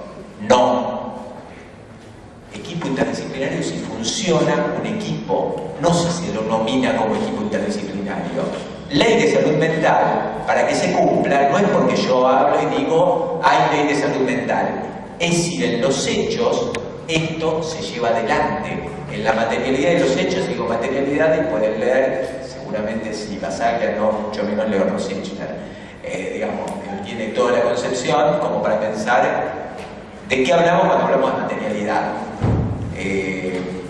Filósofo argentino, prácticamente en general desconocido, y en las aulas de psicología menos porque desde sus inicios no fue estructuralista y además se oponía con toda su concepción a la cuestión estructuralista de que tenía un viejo texto que para colmo, si se hubiera equivocado hubiera estado mejor, pero una crítica a la noción estructuralista de la izquierda, que se llama un texto que se llama del 64, la izquierda sin sujeto.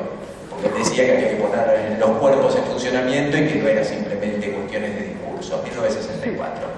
Bien, con lo cual, para que se puedan hacer cambios son necesarias luchas políticas y luchas teórico-técnicas. Yo creo, por eso les decía, cuando les digo que me parece que hay mucho voluntarismo, es porque en general las prácticas clínicas y las asistenciales individuales se supervisan, se estudia y todo. ¿Qué sucede con las prácticas comunitarias de resocialización? No, esto se hace y no hace falta ni supervisar, ni estudiar, ni formular concepciones, ni nada. Simplemente que hace falta voluntad. Con esto no vamos a llegar muy lejos y de hecho no estamos llegando muy lejos. Por eso les decía, mi propuesta es retomar estas ideas de Basaglia y poder pensar, y aquí en la facultad ustedes tienen para dar luchas políticas y luchas teórico-técnicas, no solo en la facultad, cuando se reciban, pero si uno tiene esta herramienta, uno puede ver, en vez de padecer pasivamente condiciones nefastas de trabajo, esquemas conceptuales que a uno no le cierran para poder trabajar, uno realmente puede pensar activamente, y más que pensar, hacer activamente y convertirse actor de la propia historia, en vez de padecerla con concepciones que a uno le vienen, historias como la ley de salud mental, que además llamativamente jamás se retoma cuando se habla de la ley de salud mental, todo lo que dijo Alejandro, cuando eso es el humus sobre el cual ha ejercido la ley de salud mental. Si esto queda desconocido, el debate de la ley de salud mental es si hay o no equipo interdisciplinario, queda en el aire. Bien, me quedan unas cuantas cosas, pero prefiero que ustedes hagan preguntas y que podamos intercambiar, porque estoy mirando la hora, son 6:25, y me parece que si esto tiene algún sentido es que no sea solamente de este lado para ahí, sino que podamos intercambiar para que crezcan las semillas que intentamos dejar con Alejandro. Dejo por ahora.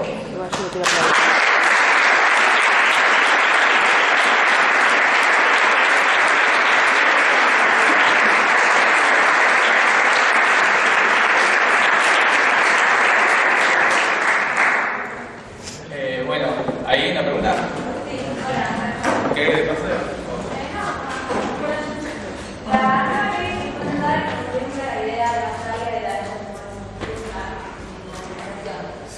Mi pregunta es, en caso de que con el correr del tiempo logremos que los manicomios, por ejemplo el profesor Romero desaparezcan, ¿cuál sería la propuesta para todos los sujetos que llevan más años internados?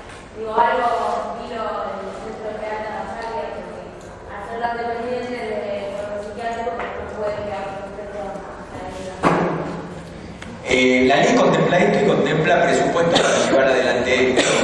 El problema es que todos los dispositivos intermedios, lo que está sucediendo a nivel general, es que no se está invirtiendo en recursos económicos y recursos humanos para crearlo, con lo cual es imposible que se dé el primer paso. Pero desde ya, y además, les digo que hay pilas de experiencia con dispositivos donde se pueden pensar, así como pensaba Basaglia. Basaglia pensó en Trieste, yo estoy mirando porque ahora tengo ya aquí en horizonte. Basaglia, para externar, por ejemplo, tuvo una idea práctica, que era, volvió a dividir los pacientes que tenía internados en el manicomio por los que iban a vivir juntos en el mismo barrio, con lo cual volvió a dividir las salas y trabajaban con los que iban a trabajar con ellos en cada barrio de Trieste y quienes iban a vivir juntos y cerca, con lo cual hubo pensado, digo, estoy diciendo entre una de varias ideas de una de las tantas experiencias, que cómo pensar progresivamente, porque esto no se puede hacer de un día para el otro, hay que pensar conceptualmente, por ejemplo, esta pequeña idea, cómo empezamos a juntar quienes van a vivir juntos en casas de medio camino, en residencias protegidas, quienes vuelven con los familiares, en un contexto en el cual la mayor parte de los pacientes está por pobre y no por loco. Pero esto implica luchas políticas, pero también conceptualmente cómo vamos pensando en cada uno de los casos, en cada situación. Todo esto está dicho en la ley, que se van a crear dispositivos, pero no está llevado adelante prácticamente en ningún lugar. Se dice que se va a llevar adelante, pero desde ya tienen razón, si no hay dispositivos.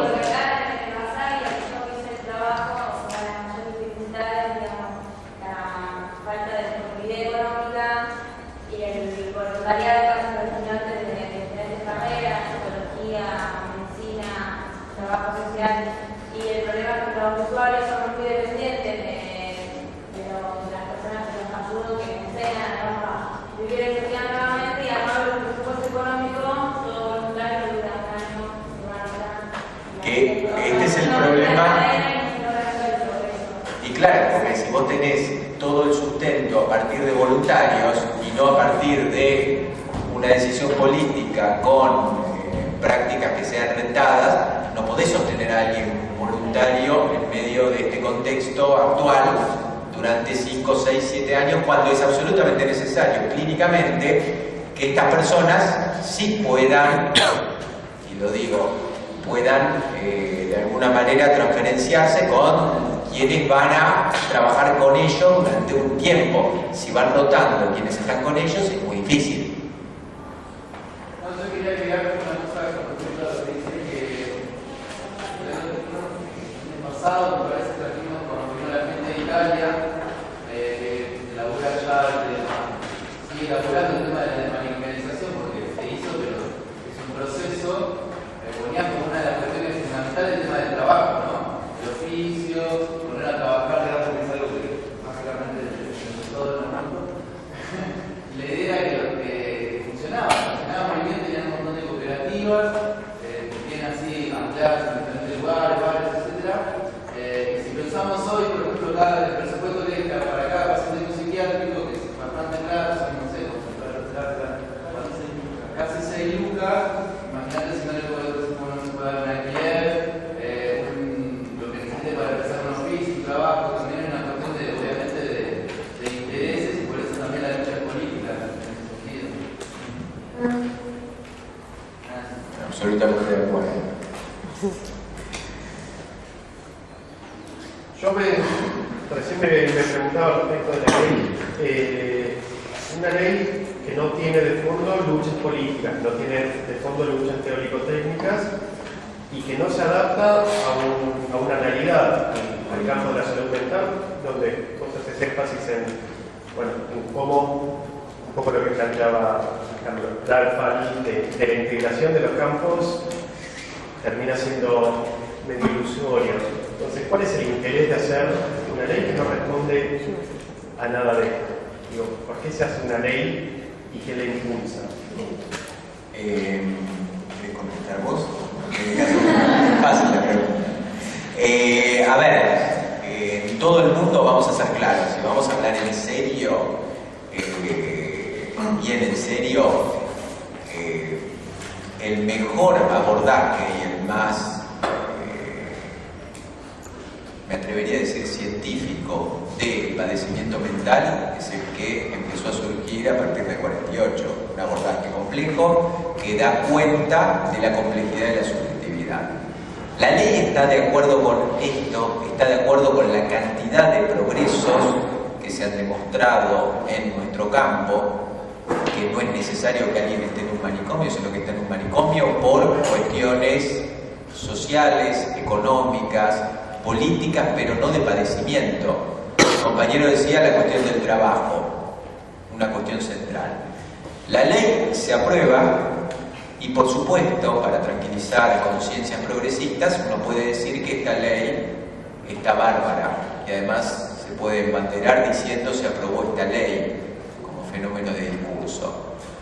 Otra cosa, digamos, que no ha sucedido, pero yo la he escuchado la he leído más que escuchado, es que esta ley permite,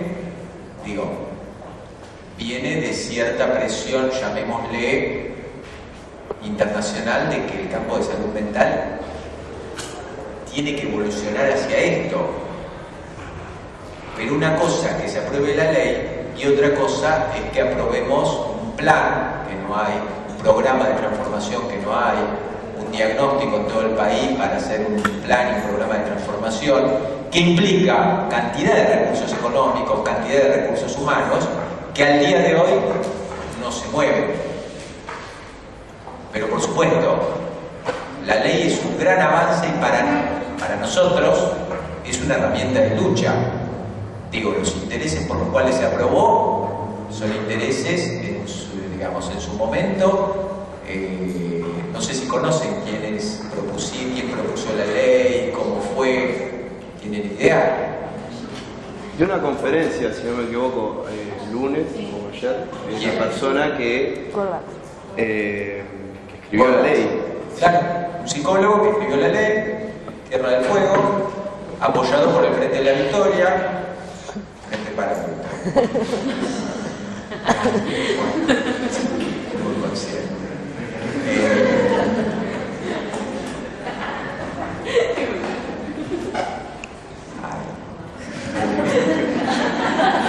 Pero continúo. Recibió el apoyo, pero claro, recibir el apoyo y hacer una ley no cuesta demasiado. No cuesta demasiado y además queda bastante bien. Digo, es una ley progre que alguien puede decir, bueno, qué bárbaro que se aprobó esta ley. Tratamos de hacerla funcionar. Otra de las cosas que sucedió es que se propone que los propios profesionales hagan cumplir la ley. Es como decir, yo hice la ley y usted tiene que pagar el cinturón de seguridad porque a partir de ahora todos ustedes, no tenés el cinturón de seguridad, construítelo. El Estado tiene que garantizar que esa ley se cumpla, cosa que hasta ahora no ha habido reglamentación. Calculemos que tenemos toda la corporación médica en contra de esta ley. Con lo cual, es bastante complejo, pero insisto, la ley además, en cuestión de derechos humanos, en cuestión cerrar manicomios, en cuestión equipo interdisciplinario, presenta avances que son incontrastables a nivel mundial. Si se lee, digamos, si ustedes leen experiencias en otros lugares del mundo, es la atención racional que tendríamos que tener en salud mental. Pero bueno, creo que contesté y dije alguna cosa más. Pellegrini en San Luis, algo hizo, ¿no?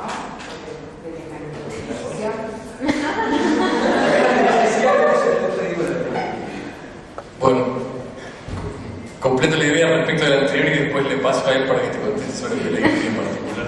Él lo conoce mejor que yo. Prefiero abstener. Retomo algo que decía Alejandro en su exposición. Me disculpo porque le robé bastante tiempo. O sea, yo le había pedido de antemano que me cortara y él fue muy magnánimo y me cortó bastante más tarde. Cuando él hablaba de que la realidad no se crea por decreto, los contextos no se crean por decreto ni por ley.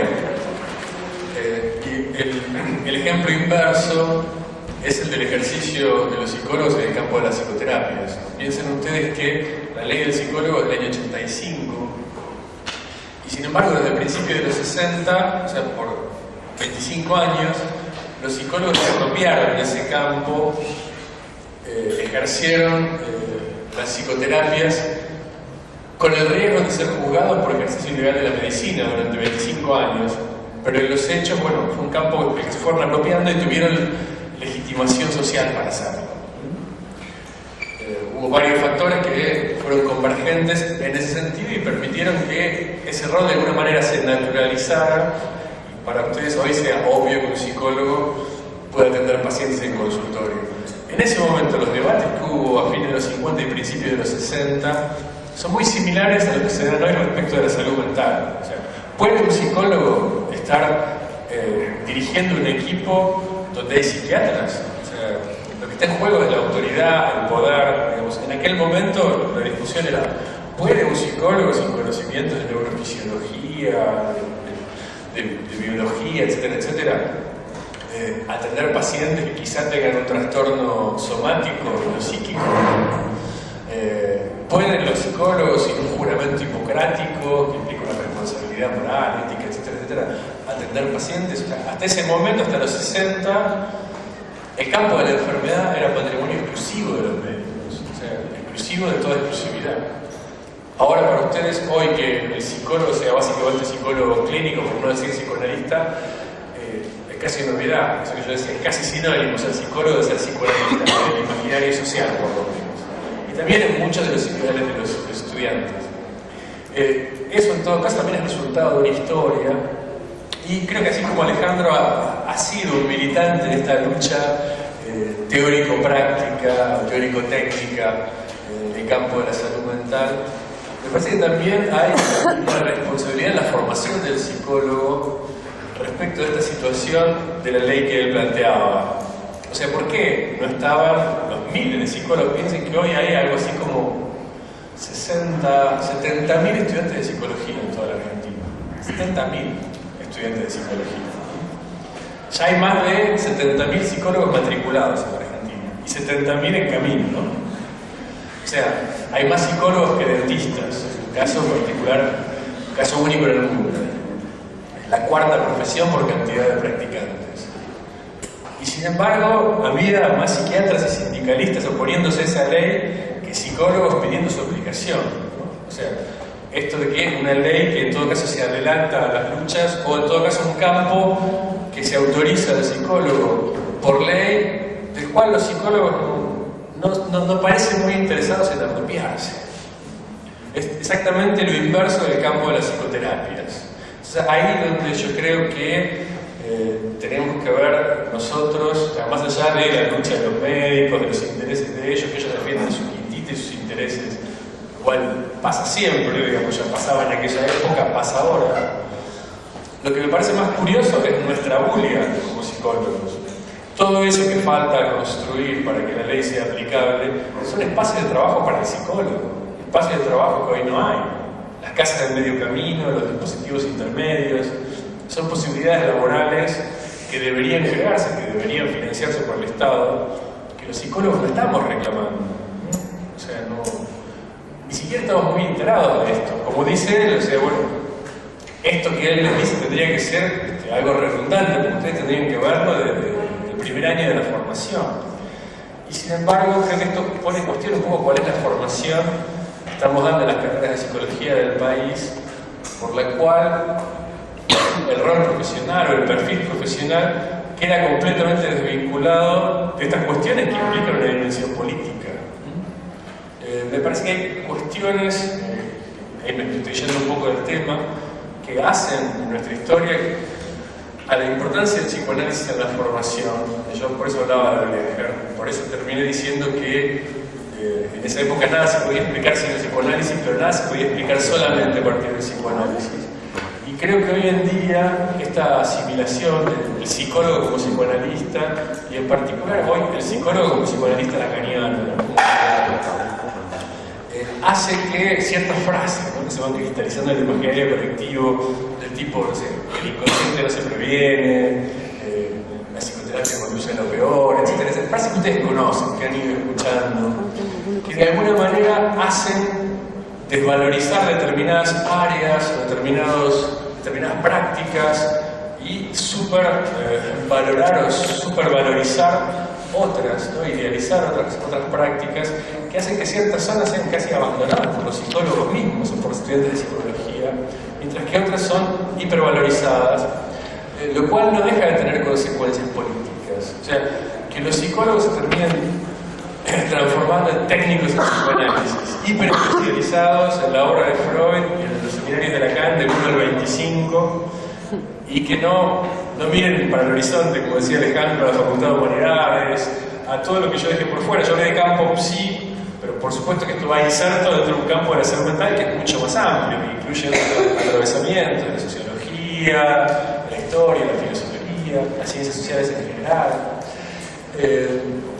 Si dejamos todo eso de lado y convertimos en técnicos, justamente estamos perdiendo esta dimensión ideológica, más propiamente ideológica, que hace el rol del psicólogo y a la posibilidad de apropiarnos de campos de trabajo que hoy estamos dejando mansamente de lado, permitiendo que los psiquiatras sigan manteniendo el statu quo, a pesar de que hay una ley que nos da la razón y nos favorece, una ley de la cual no nos apropiamos.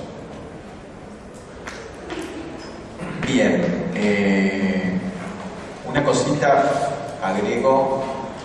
Lo de la ley del psicólogo es absolutamente inverso a esta ley, pero tiene que ver con cierta política que se ha dado en los últimos años, donde se intenta que la ley sea un elemento de lucha, no que la ley simplemente, esto en el campo de derechos humanos ha sucedido, que la ley es parte de la lucha, no es que la ley simplemente hace ley lo que ya se está dando completamente hace 10 o 15 años. Esto uno. Dos, y ahora voy a Pellegrini. Me parece que la gran diferencia es, y en esto creo que coincidimos con Alejandro, es si se toma una teoría como cosmovisión, ante lo cual Freud se oponía sistemáticamente, o si tomamos la idea, y para mí la única posibilidad para trabajar como psicoanalista, que tengo el edificio de habilidades ahí. Esto significa que yo no tengo una cosmovisión que con elementos psicoanalíticos interpreto funcionamiento social, funcionamiento del capitalismo, la biología. No. Yo necesito de otros saberes, necesito de otras prácticas, otros profesionales, porque la subjetividad es compleja, lo cual va a la concepción de base que tenemos cada uno de nosotros de subjetividad. Si no, la subjetividad es solamente que somos sujetos del inconsciente, la subjetividad es una subjetividad compleja. Esto daría para extensos minutos más. Pellegrini, sí, uno de los grandes problemas que hay en las experiencias en salud mental es que son experiencias que no llegan a transmitirse y a poder criticarse. ¿Esto qué significa? Que ustedes durante la formación, y les puedo decir, yo me senté con Enrique Carpintero, que tiene 20 años más que yo, a escribir La huella de la memoria, y ahí aprendí gran parte de las cosas que no me enseñaron en la década del 80 en la Universidad de Buenos Aires. Montones de experiencias que no tenía idea, montones de dispositivos que no tenía idea, autores que ni me los habían mencionado, y autores que habían descalificado, digo, Blecher, por ejemplo. Blecher era, no sé, Cuco más o menos. Cuco rojo, digamos. Pero además decía pelotudeces, digo, prácticamente así. Dicho así, teórico, práctico. Blecher no, era medio, no le daba, no mencionaba el deseo. Ojalá quien me dijo eso le hubiera llegado la inteligencia a los talones de Blecher. Porque el que me decía eso nunca fue una sola puta vez citado por un francés, ni por un inglés. A Blecher lo sigue citando René Caes al día de hoy, Maud Manoni, lo citan de otros lados, que es la única manera de evaluar el conocimiento. Si a vos te citan en algún otro lugar. Digo, no tengo a Alejandro acá, Alejandro ustedes pueden decir cualquier cosa. Pero le hizo Elizabeth Rudinesco el prólogo. A ver, muchachos, lo presento a Marisa.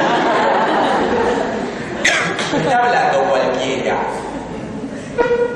Entonces, hay muchas experiencias que ni siquiera se puede hablar. La experiencia de San Luis es una experiencia, Pellegrini, no sé si alguno de ustedes conoce, pero la verdad hay distintas provincias donde se han implementado de alguna manera bastante desigual y muy particular. Una de ellas es Río Negro, desde el 83 en adelante, en realidad 89, 90, que se conoce bastante poco, ellos tampoco publican demasiado.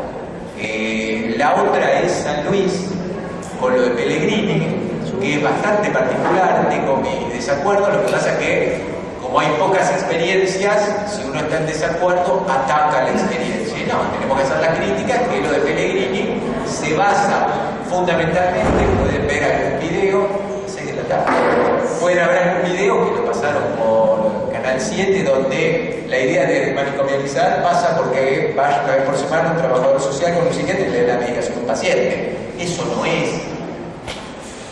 Pero son experiencias a debatir. La otra es la de Chubut, que tampoco se conoce, pero tienen ley provincial, nadie trabaja gratuitamente, tienen residencia de salud mental comunitaria, quedan en planta.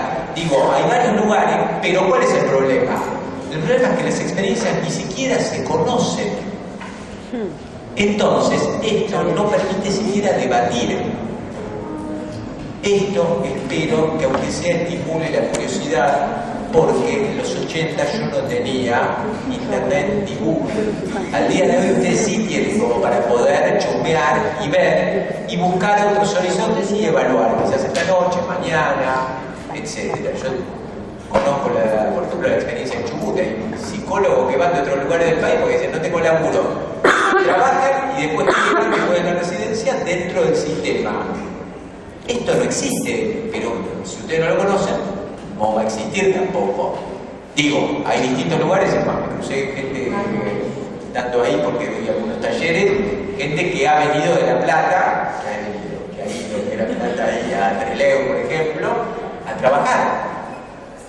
Hay muchas experiencias y es necesario evaluarlas en función de qué han hecho, no, pero si no se conocen, es imposible evaluar nada. Como si no conocen qué hizo Basaglia, no se puede evaluar qué hizo, qué no hizo, hasta dónde llegó, hasta dónde no llegó, y no se puede hacer crítica. Sí, yo agrego, no pensaba hablar de Pellegrini, pero creo que Alejandro fue muy diplomático.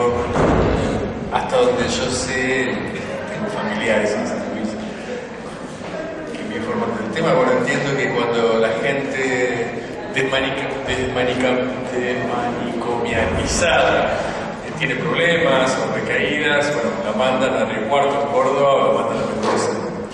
Lo cual es más política de cerremos los psiquiátricos, exhibamos los progresistas que somos por haber cerrado los manicomios, pero después el problema complejo de la creación de instituciones intermedias, de casas de medio camino, de dispositivos de contención y de atención, sigue siendo una deuda que pasa tanto en San Luis como lo es acá, como lo es en Capital, haya o no haya ley, haya o no discurso político.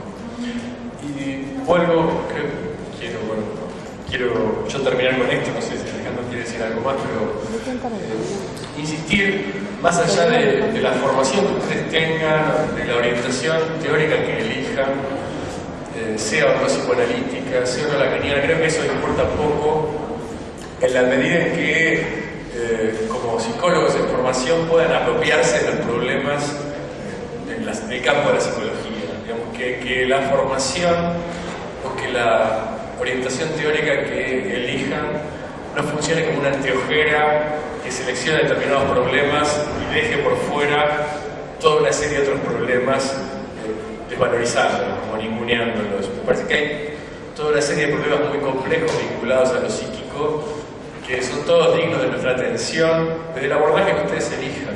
Poco importa eso, pero yo tiendo a desconfiar de aquellos que se protegen de esos problemas con fórmulas del tipo, bueno, el inconsciente no se previene, etcétera, etcétera. Puede ser que el inconsciente no se prevenga, pero eso no nos quita la responsabilidad de hacer algo con el sufrimiento psíquico, con el padecimiento de los pacientes. Hay formas diferentes de atención, hay dispositivos complejos que todavía deben crearse, hay deudas pendientes que nos conciernen a los psicólogos, y creo que es una posición muy cómoda de decir, bueno, como a mí lo único que me interesa es atender pacientes en consultorio el día de mañana, todo lo otro, yo argentino. Es una frase que dice mucho de nuestro ser nacional, también dice mucho de la actitud de los psicólogos. Solemos, como decir, bueno, eso a mí no me concierne, no me incumbe. Y si esos problemas que tienen que ver con la salud mental o con la atención de la enfermedad mental no nos incumben a nosotros, ¿a quién? Bien, estoy absolutamente de acuerdo porque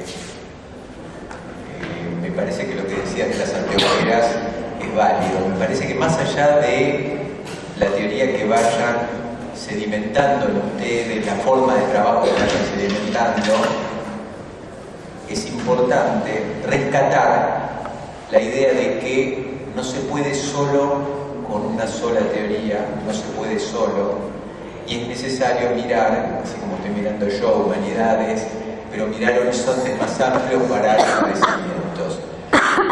Yo lo que espero es que en unos años podamos dar alguna charla y que ustedes sean la generación que, por ejemplo, pueda cerrar el Melchor Romero, que pueda hacer ciertos desafíos, porque la cantidad de deudas pendientes que tenemos en el campo de salud mental son múltiples, ya no son todos desafíos.